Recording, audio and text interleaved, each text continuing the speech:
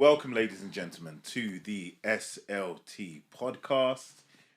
Thank you for liking, sharing, subscribing. Yeah. We've been getting a lot of feedback. We've been getting a lot of positive feedback in the DMs, everything. So we're starting to see that we're bubbling. We're bubbling. I wouldn't go so far as say famous. Oh goodness, don't want to be famous. Yeah, well, depends. I'll speak for myself. Yes, speak for yourself. You know, it's me. On today's episode, you have myself, Mr. Moore, assistant head, more education, all that good stuff. We have Miss Ree, you always say your job titles. I feel like I should say mine as well. What have you been waiting on? It's taken you like what, 15 episodes? Go on, say your job title. Deputy head, designated teacher, Senko, DSL, English extraordinaire. Long time. Come on. Yeah, the person who's doing the title is gonna have a long time. Sorry. So deputy head, Senko, yeah, amazing. The problem is you play yourself down too much. Yeah, you're too self-deprecating.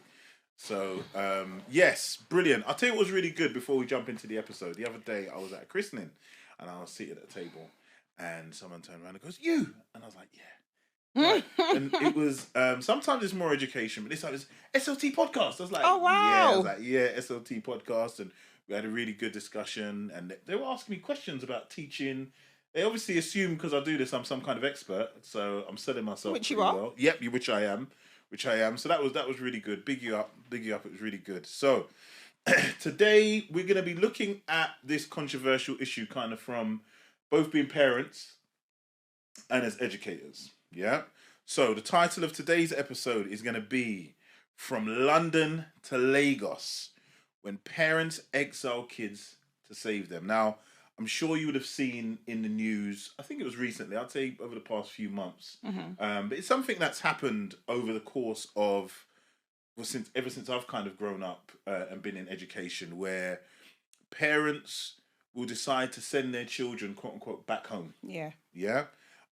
So kind of there've been a few things in the news recently. I thought it'd be a good idea for us to kind of challenge that. So the first thing is I'll ask you directly, would you send your child away to save them? So as a parent, let's look at it from a parent's perspective.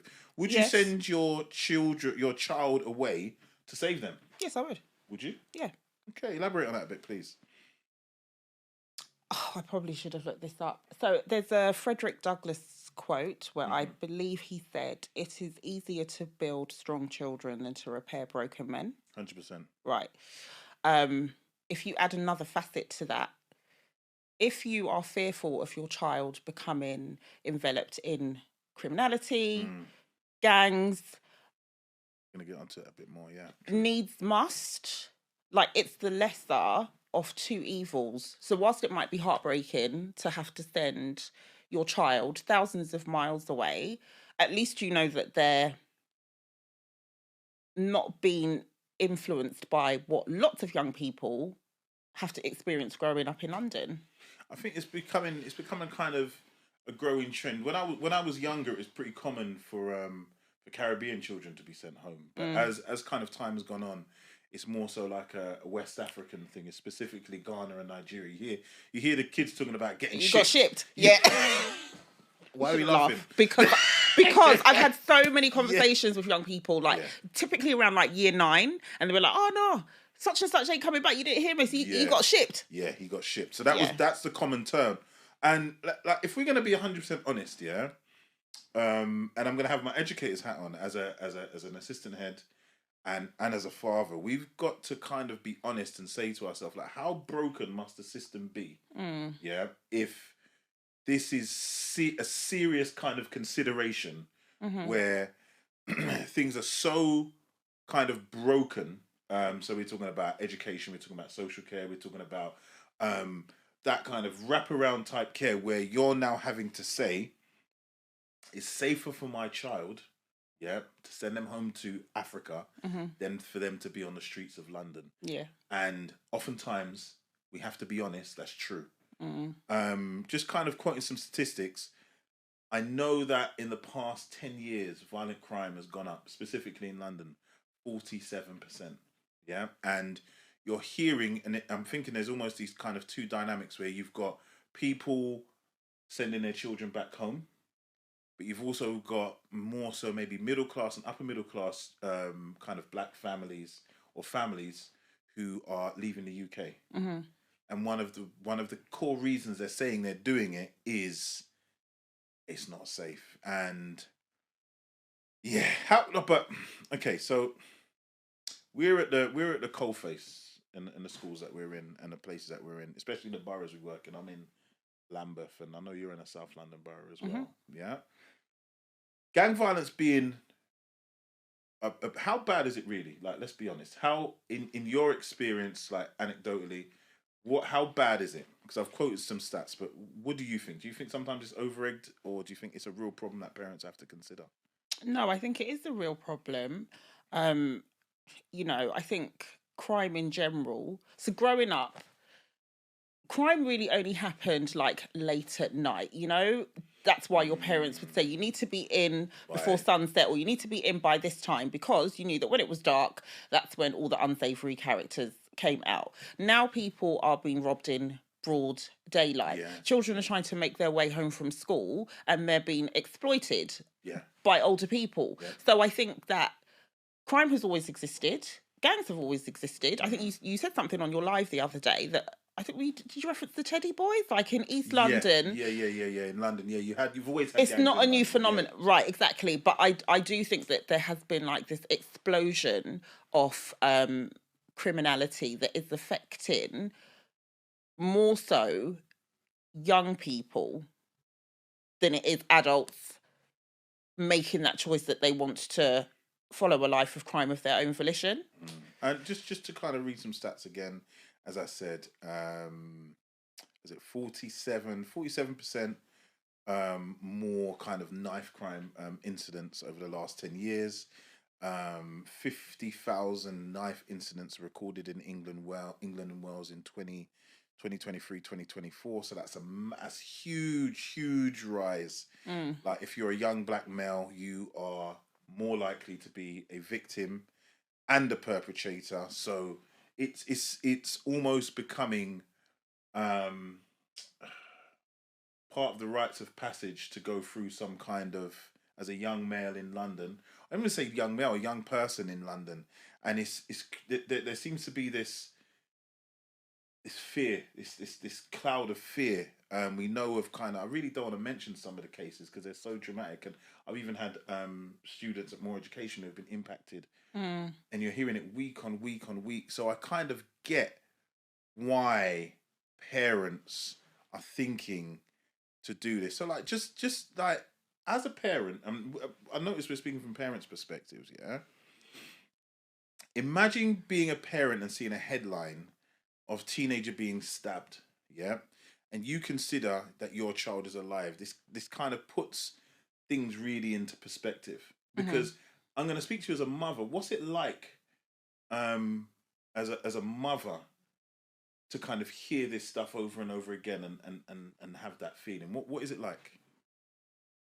Um, so you kind of get this sickening sense in your stomach because you try to empathize with another mother who is forever going to have to live with the fact that her child has been taken from her. It's a complete disruption of the natural order of life. Yeah. Parents are not supposed to bury their children. You also feel incredibly grateful. It puts things into perspective. As a parent, you might tell your child off because they've not put their shoes away or they didn't do the dishes and all the rest of it. But in the grand scheme of life, you give thanks that you are able to have those conversations because for that parent, their life will never, ever, ever be the same again.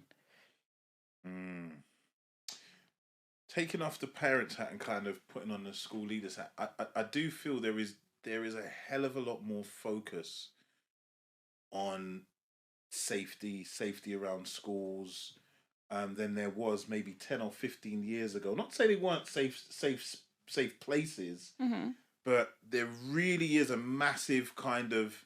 It's almost slightly, if you work in an inner city school, it could be London, Birmingham, any of the city. You almost have to kind of have it in the back. You've got to have this kind of spider sense, eyes in the back of your head. You've got to be listening. You have to be aware. You've got to kind of know what's going on. You have to have that sense. You can't be completely ignorant to the potential threat of these things happening in and around school. Would you say that you've seen that change? Yes, because I think also, with each generation, the language changes as well. Yeah. And if you are not up to speed, you might overhear something and miss it. Yeah. So this is like a trivial example, but I heard a young person the other day say like, oh yeah, he was acting mad in the GC. So I was like, what's the GC? Yeah. He's like, group chat, miss. Now, you laughed because you obviously knew what it stood for. I have to. That's where most of the problems happen. Yeah.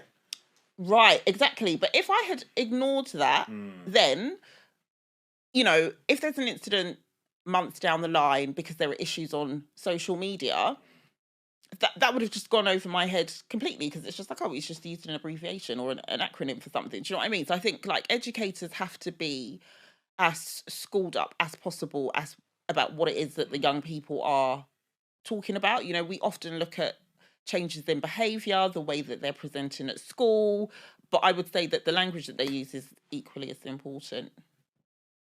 I did mention it, and I try not to date these things, but it's been huge, and I may need to get you on. I know you're not a kind of streaming platform type person, but there's this really good, exactly what you're talking about, series. Yeah, okay, that is exploding on Netflix at the moment. Are you going to give free advertising? I'm not going to. I haven't said the name. Anybody who watches it, but literally what you're talking about, understanding the emojis, understanding the language that's being used.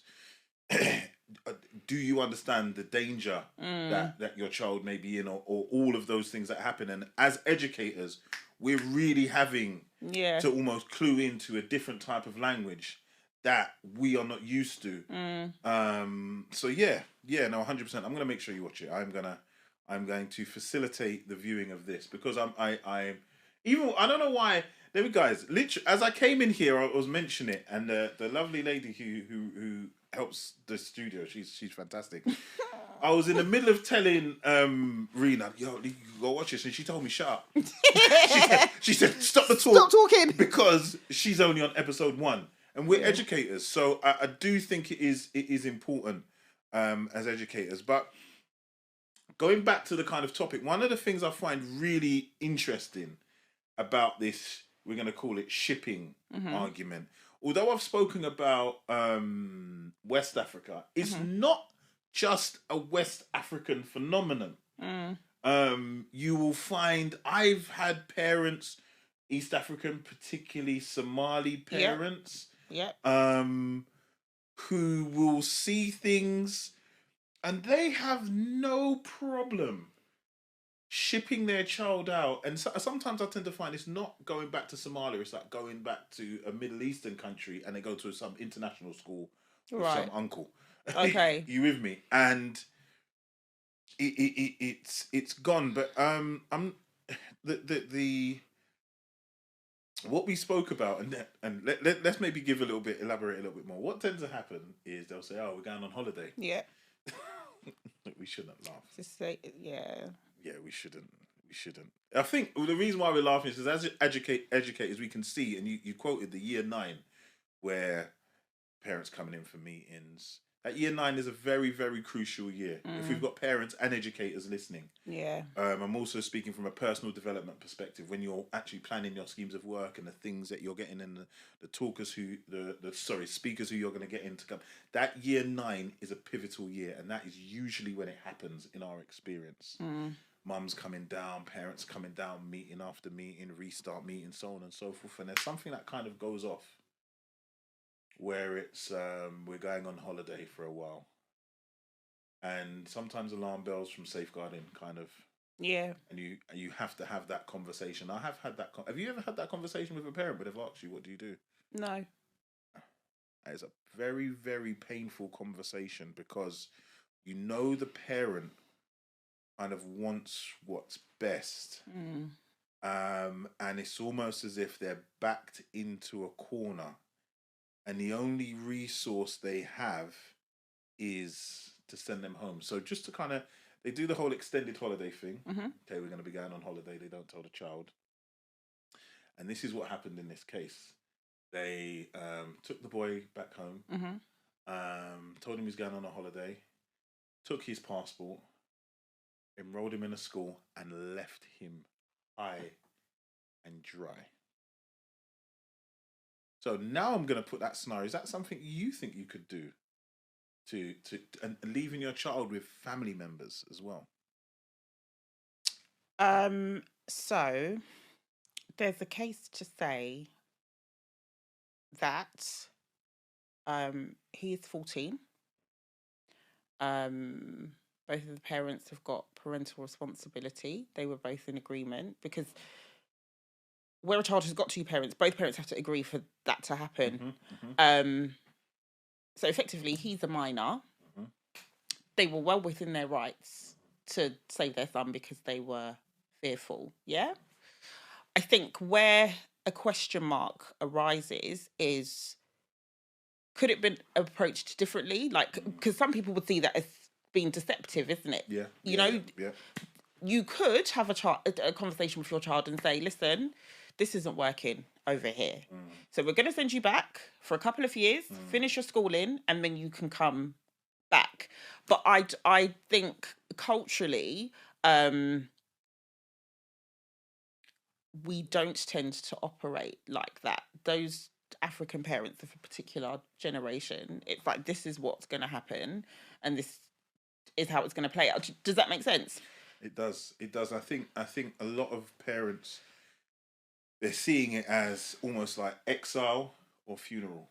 If I don't make this choice for my child, it will result in a funeral. And again, seeing the stuff that's happening in the news, seeing this stuff being bombarded, you can tell they're forced into a corner. And oftentimes, I'm wondering whether I would have the conversation with my son at the time, because children can't see the danger.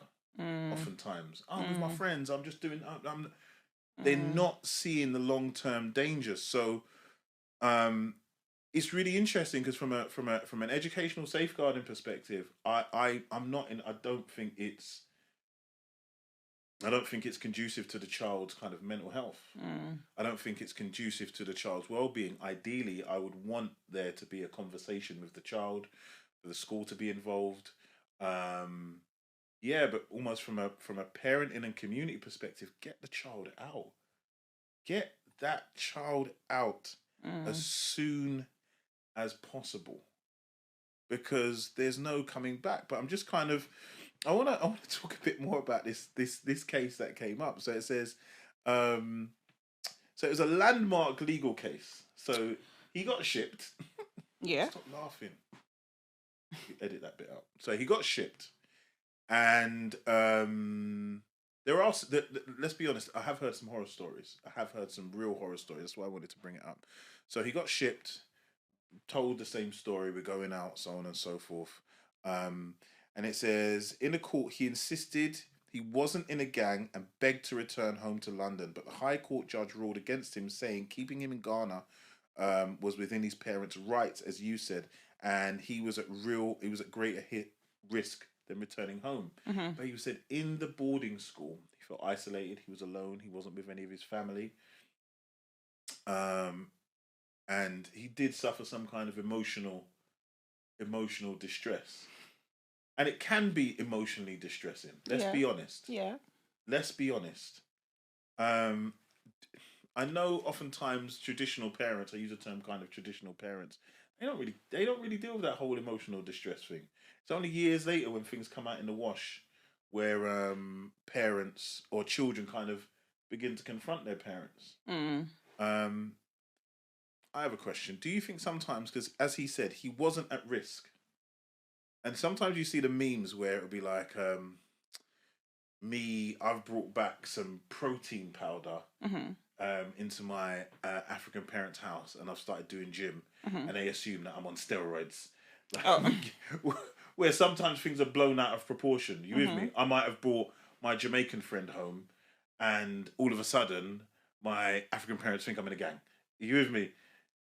Do you think sometimes traditional parents can blow things out of proportion a bit?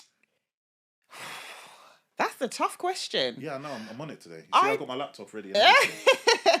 I don't know if it's blowing the. I think it's just maybe difference in expectations or standards. I remember once I was in middle school, so I must have been about 9 or 10, and my friend and I we swapped coats. So I came home with somebody else's coat. You're right to look like that. Sorry. The trouble I got in that day, yeah, because my mum was so perplexed. She said, "So hold on a second. So you have your own clothing and you've decided to swap coats with somebody else. Now, is it that big of a deal? No, but I was reprimanded severely. So whilst, yeah, we can see the comical side of it on memes, I think, you know, where there are stark cultural differences, it might be that they're just being very particular about what it is that their child can and can't do. Does that make sense? And they know that if they send their child back home, it's a completely different cultural experience. They're not going to have the same issues as they would have if they stayed in London. There was an interesting study, maybe like 2 years ago. I think it's called like Global Perspectives on International Boarding Schools in the 19th and 20th century. Anyway, long story short, it's a public health student, Ghanaian, and he said that there's like this tradition, apologies if I mispronounce this, I think it's called homoing. So when you're sent to boarding school, the elder students will ridicule you, they will shame you, essentially what we would deem as bullying. Bullying, yeah. So I think in this particular case, it wasn't just the isolation of you sent me to this country that, yes, this is where I originate from, but this is not where I consider to be home. I think also the issues that you find within boarding school are what impacted him, which is why he contacted people to say, can you get me back home? Yeah, I think he did say that he got into fights. He was mocked by like the older kids. He was bullied, so on and so. And I think it was a massive culture shock. It was a huge culture shock. But again, I think ultimately for myself, I still rest with on the side of the parents, and I think this is the first time as an educator I'm really struggling. And I've got my parents' hat on more so than anybody else. But I think and I did ask from mother's perspective, it's so sad. It's often very, very sad where I don't know, well, I do know why it is, but oftentimes in the education you tend to be dealing with mothers. And a lot of the decisions are very emotionally led. I know that's quite a generalization.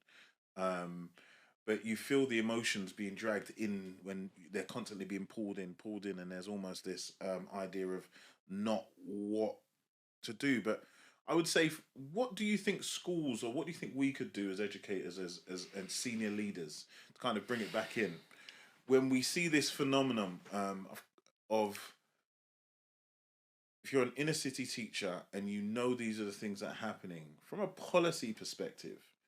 What are some of the things you think we as senior leaders can do to? I know we've got enough on our plates, but it is an issue. What do you think?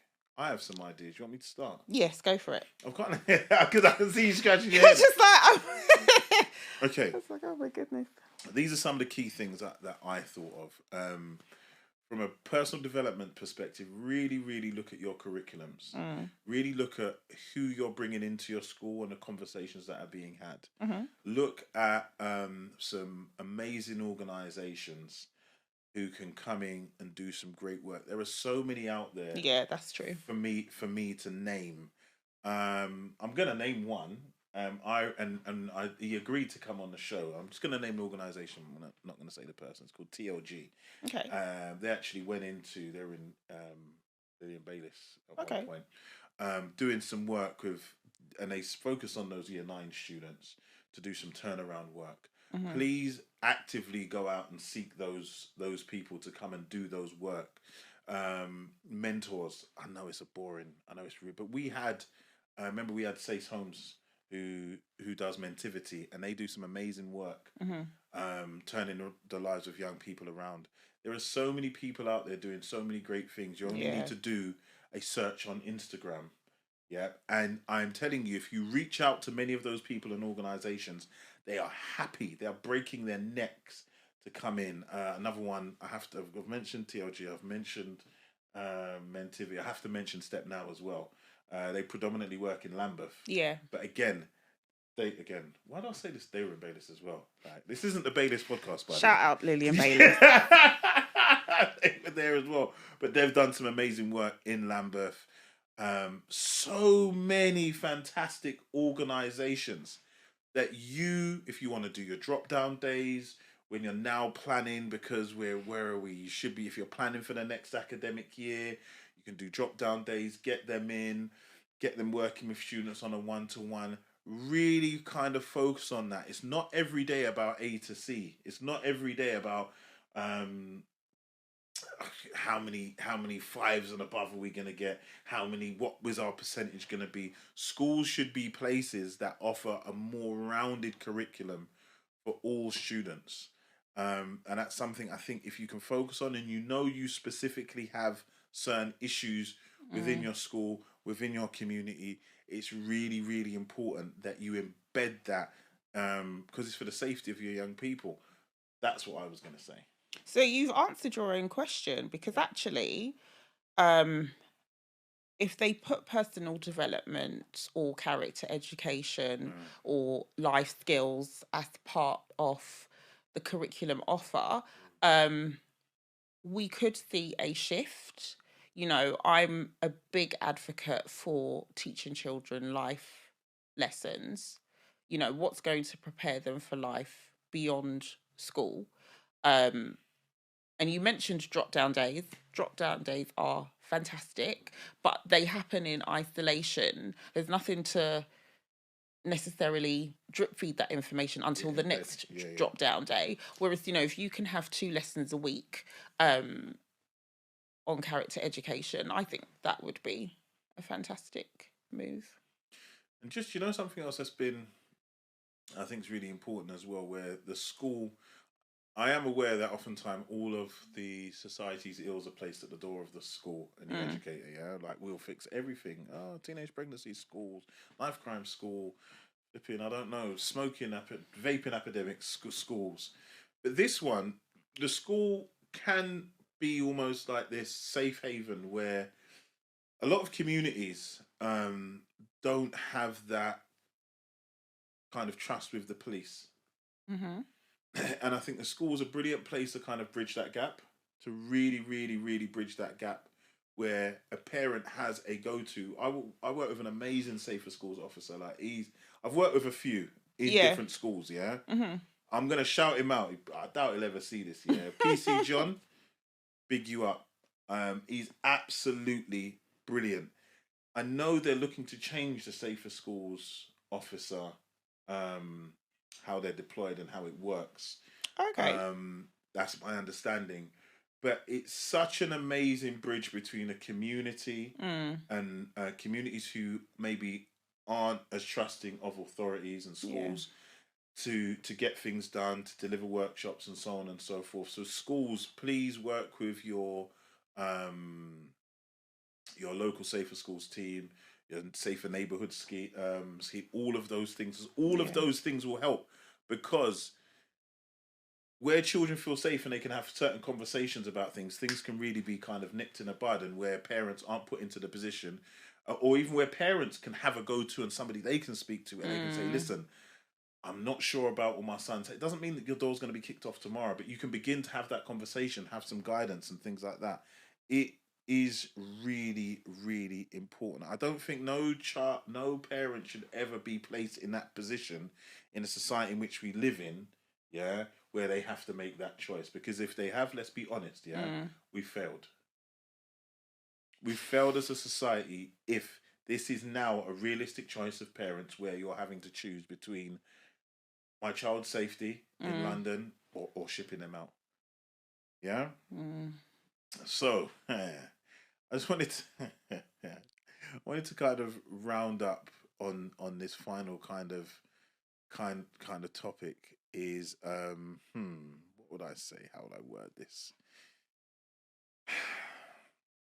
When do you bring the child home? So yeah, let's say you're a parent. You've sent them off, you've sent them back. You've obviously done it the right way. You've informed the school because that would be the right way to do it. Informed the school. You've done it with the school. You've let the school know exactly where the child's gone. It'd be brilliant if there were updates and communication between their Mm. home school and the school that they've been sent them away to. When does a child come back? When is it safe? Do you think to like maybe bring the child home? I think that's dependent on the child and the way that they were sent away. Yeah. If they were accepting of the situation, and we'll use the age from 14, let's say, they could come back at 16, 17. But if the child is resentful, I would say maybe late teens, early 20s. Oh wow. Yeah, just because that resentment of you sent me back, yeah, unless you're able to travel frequently to see the Yeah, child, yeah. that There's that whole resentment will, abandonment thing. Yeah. yeah, exactly, will remain. And so what you don't want is for them to come back prematurely, and part of their resentment then translates into rebellion. So the very thing that you were trying to protect them from, they jump into it. Because I'm back now and I'm 18 and the law recognizes me as an adult, so you can't actually say anything to me. So yeah, I think it depends on the child. Yeah, yeah, yeah. Brilliant. And I just want to say there is light at the end of the tunnel. I am aware of, and this is why engaging parents engaging in the education system and looking for things outside. So I've got to do a talk in Sheffield. Predominantly, there's a significant Somali community, so I know these Okay. are the things that they're trying to do to gain a greater understanding of the education system, how it works, and young people to be able to kind of avoid things like this. Yeah, so they can better support their children. Mm. And I do think there is a place, as I said, for schools to be able to do this, to facilitate and support parents to better support their children so they're not faced with these harsh decisions that break families, that break bonds, that break so many different aspects of kind of family life. Um and it is painful because I have heard the horror stories. I kind of touched on it before, but I've had personal experience like within my family where just kind of round up where you're sending your child back home, you're sending your money, you're sending your this. That child isn't getting any money. That child's not getting any food. Um, and we have those stories as well, and that must be playing in the back of some parents' minds. So maybe as educators, we laugh. You get shipped. You with me? But there truly are horror stories. Yeah, there are. There are horror stories, and I know I've experienced it in my own family where child got sent home. I remember me and my brother rolled up to see what was happening. It was only kind of we rolled up and then kind of picked up the kids' dancer and like niece and nephew are. Okay. Yeah, it was only on that kind of investigation. So yeah. There's a lot we can do, kind of bringing it back as educators. Now we're kind of aware of these things to kind of be able to better to support families, children, which is our goal. Yeah, and I think, do you know what could be a good idea? To have like a space for parents to meet collectively away from open evenings. Because what you find is in primary school, you've got GCs for play dates, when Yeah. sports day is, and all the rest of it. Come on. Yeah, GC, I love that. But then you get to secondary school and you become isolated because you don't drop them off at the school gate. So you don't know who your friends' parents are. And I would absolutely encourage all parents to try to forge relationships with the parents of their child's friends. Yeah. Because it's you literally go from one end of the spectrum to the other, from primary to secondary. So yeah. Wonderful. All right. We're going to wrap it up for another edition of the SLT podcast. Thank you. Please, please, please, please, I'm begging you, remember to like, comment, subscribe, and share. I need to do more sharing and share. Yeah. Make sure you're subscribed and ready for the next episode of the SLT podcast. This is me, Ziggy Moore, signing off. This is Mystery. All right. We'll see you in the next episode.